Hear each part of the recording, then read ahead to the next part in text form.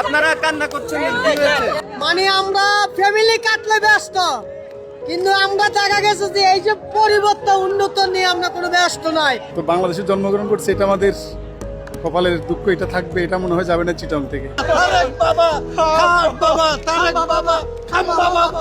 দর্শক, আমি এখন বর্তমানে দাঁড়িয়ে আছি বাংলাদেশের ক্লিন সিটি গ্রিন সিটি খ্যাত চট্টগ্রাম নগরীর প্রবর্তক মোড়ে, এবং নগরী আসলে কতটুকু ক্লিন হলো বা কতটুকু গ্রিন হলো।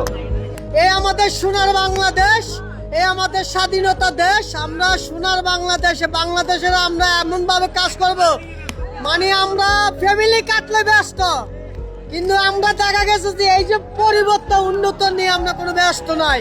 মানুষের কষ্ট দুঃখ বুঝি না, ফ্যামিলি কাট দেখাচ্ছি, মানুষের মন জয় করে আমরা সব বয়ে গেছি। আজকে এই যে চট্টগ্রাম সকাল দিকে আমি গাড়ি চালাইতেছি, আমি একটা রিক্সা শ্রমিক, যত জায়গায় গেছি চট্টগ্রাম আনাচে কোনাচে ড্রেনে সব পানি, এতটুক পানি।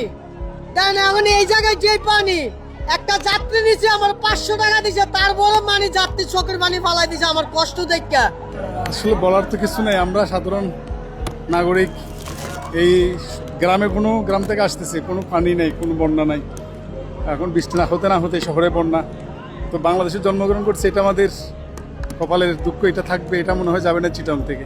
এরপর আমাদের কপালকে ছাড়া কারোর তো দায়ী করার সুযোগ নাই। কারো বল দায়ী করবো? দায়ী আমাদের নিজেরাই, আমরা দায়ী। জন্মই আমার আজন্ম পাপ, বাংলাদেশে জন্মানোটা একটা শাস্তি পাপ, বুঝছেন? তো কিছু বলার নেই, আমরা এটা মেনে নিলাম। হ্যাঁ, এই দেখেন কি অবস্থা। এত পানি এই যে নতুন সরকার আয়ন, এত পানি দেশের জন্য কাজ করে না, কিছু করে না। সরকার করে গেছিল, এখন ভালো পথগুলো ভাঙিয়ে মানে পানি জমছে। মানে মেয়র তো আসলে বলছেন ক্লিন সিটি তিনি করার চেষ্টা করছেন। আরে না, মেয়র তো হইলে ফর হিসাব। আপনি মেয়র এখনো বর্তমানে যেগুলো করতেছে, এগুলো মানে অত্যাচার বেশি করতেছে, মানুষের ভোগাভুগির ভিতরে হালাই দিচ্ছে। আজকের পরিস্থিতির জন্য কাকে দায়ী করবেন?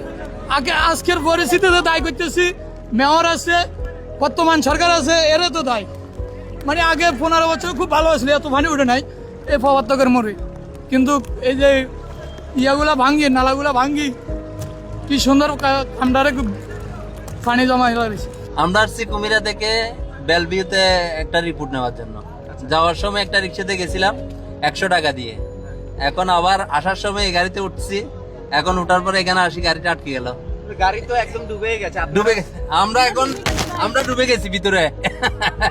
এখন আমরা নামবো কিভাবে সেটা চিন্তা করতেছি। অনেক এরকম অবস্থা দেশের, আমরা কি অবস্থায় আছি আল্লাহ। এটা আমি মনে করি যারা এগুলা করে মেনটেন করে, এদের মানে অজ্ঞতার বিষয় আমি মনে করি। কারণ এরা তো আসলে আমাদের ড্রেনেজ ব্যবস্থা, আমাদের বাংলাদেশ 6 ঋতুর দেশ, আমাদের চিন্তা করার দরকার। আমাদের বৃষ্টি হবে, বৃষ্টির পানিটা কিভাবে যাবে, ওটা আমাদের দেখার আগে থেকে চিন্তা করার দরকার ছিল। এমনি বড় বড় অফিসে আমি বসে রইলাম আমার পদবি নিয়ে, এটা কোনো ইয়া না।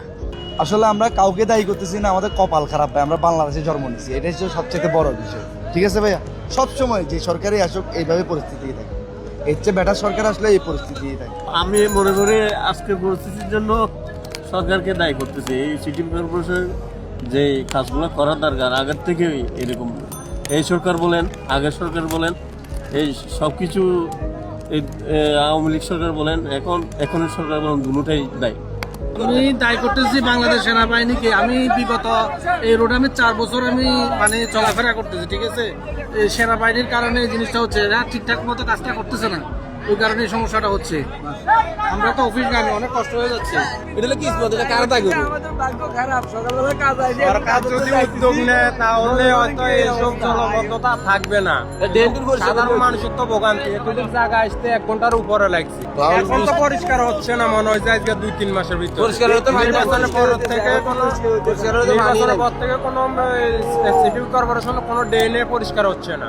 তো হানি এখন বৃষ্টি অন্ত কম, এই মানুষ চলা